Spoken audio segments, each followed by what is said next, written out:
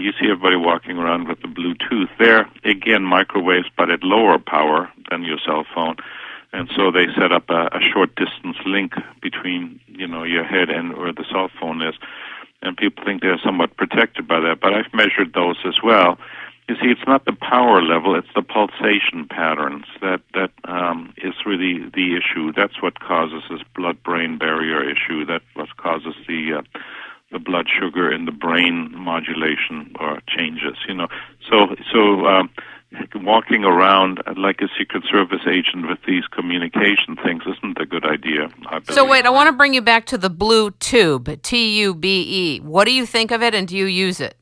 I've used them. I don't use it right now. I usually use my phone when I use it short times. I use it as a speakerphone. That's how I use mine. That's exactly how I use mine, as a speakerphone. Yeah, it seems to work okay. And, it's kind of strange now to walk around. Everybody's talking to themselves, but then you really have to talk to somebody else. It seems like a mental illness in the old days when people talk to themselves, but now it's part of the new culture. So, yeah, you can do those things. I turn off your Wi-Fi at night in the home. Recognize that some of the cordless phones, they're called DECT phones for Digital Enhanced Communications Transmission Standard, that those DECT phones transmit like a cell tower in your home, and the only way you find that out is to buy something that can measure that. There's devices around for about $100 that pick up microwaves that tell you what the modulation patterns are like. And you can look for those that were put out by various people. So then you can actually hear that these things are sending a pulsation pattern through your house, all the time. I would suggest people don't use cordless phones, as convenient as they are. And again, if you do use them, try not to use the DECT phones that are these cordless patterns. I can actually play you, if you're interested. You can hear this here. You can hear what a cordless phone sounds like. It's called a DECT phone. Let me see if this works. Then it'll come over my speaker. Maybe it doesn't seem to be. But there's this modulation pattern. You can actually tell whether somebody has a GSM phone, a Wi-Fi sounds like a woodpecker, and so on. What Bluetooth sounds like when it's transmitting. These are modulation patterns or sound patterns, and that's what your body responds to. The microwaves are just the carrier for this modulation, for these signals. When you were talking about getting funding to do these studies from the government, I was thinking that the government in no way, shape, or form is going to give the people who are in a position to really do the studies ethically the funds to find out the truth, because they're going to give the cell phone companies and the telecommunications companies the same green light and immunity that they do to the pharmaceutical companies, who also have no accountability to us. Maybe I'm wrong, but it feels similar. Well, it would have to be something where it's given, to a nonprofit that has ethical standards and that it can't be swayed. But it's very, very hard in this culture with the economic, imperatives that are presently at work to do things in that way. But it would need to be established that an organization or a nonprofit or some other institution that would have no vested interest, and that have to be really have watchdogs or other people showing their accountability to the people. It's the people's issue. It's not the business issue. You can see that from the studies that are done. If there's many of the studies are heavily lobbied by the cell phone industry, they even show that sometimes it's benefits to using these devices, which is absolutely ridiculous. Laughable. Laughable. About 2/3 of the studies are showing no effect or, no adverse effect, whereas independently funded studies, show exactly the opposite. 2/3 show, an adverse effect. So it tells you that we have an issue here that's both economic and political at work, and the user has to beware. We're living in a time of, always on wireless technologies, And now the latest thing is that there'll be the light squared system, and Alcatel-Lucent is rolling out these little cube antennas.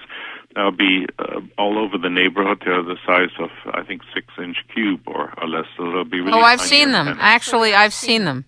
Mm-hmm. So this is like Big Brother, from 1984. George Orwell's book reminds me of that. We're always connected to that, and our kids are essentially the most adversely affected. A kid absorbs 2 to 3 times as much radiation in their thin bones into the brain if they use cordless. And Canada just promulgated a recommendation that kids shouldn't get cell phones. I think that's great. So have other countries, Germany, France, and so on. So it's starting to come out. Deborah Davis, who used to be at the University of Pittsburgh, wrote a wonderful book of the history, the secret history of the war on cancer. She came out with a book last year called Disconnect, what I would highly recommend to your listeners.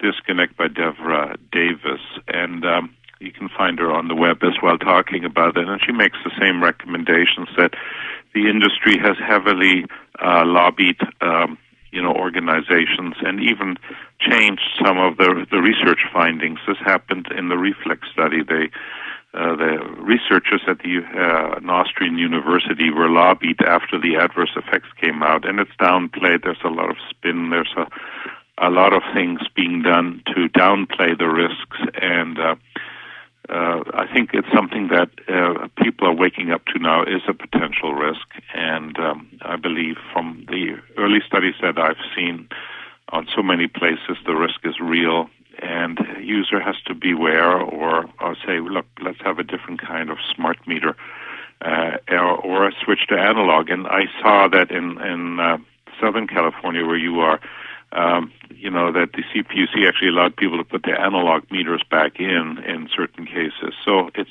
just beginning to happen. I wanted to ask you something since the passing of Steve Jobs. And for those people that really want to buy the iPad or the iPhone or a laptop, wouldn't you suggest a laptop over the iPad simply because the iPad will be always wireless? You can actually turn them off, but then they lose some of their functionality because they're used to always connecting to the internet. What I'm saying, though, is they're not made to be wired. It makes it a little bit more complex. I've looked into them. I don't have one, but, they're awfully cute little devices. They are cute. They're darling. And you can see why people like them. They have many different things, but you can turn the wireless off on all of these, and you can wire it up to an Ethernet connection, which, of course, doesn't have any microwaves, and it's a good communication standard. It's wired then, and then you can plug it into an adapter into the USB port, so you can use your iPad that way. That's great to know. Now, what about people who are buying their iPhones? Any recommendations to those people? Well, first should of they all, get a Bluetooth? Well, plug in a headphone into them if you're using them. So that would protect your brain. Keep the device away from your body when you're not using it. People holster it next to their gonads, next to their testicles or their hips, and next to women's ovaries. So that's not a good. Women don't carry them. Men seem to carry them like that. So you can get something that reflects the radiation away, a shield that you can put on the back of it, so in a holster type of thing if you have to do that.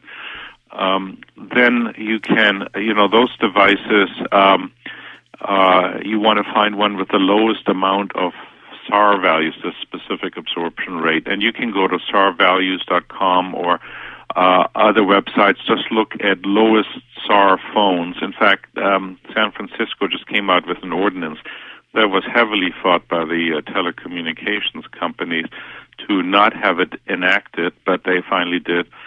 That says, when you buy your phone, it should tell you what your SAR values were. And the telecommunications group argued, well, that would be discrimination. But it's like saying how much tar is there in your nicotine is there in your cigarette. Exactly. So anyway, they then said we're not going to have any more conferences from the cell phone industry in San Francisco to, put pressure on them, but they resisted that. Now it's coming, about. So find a low value SAR phone.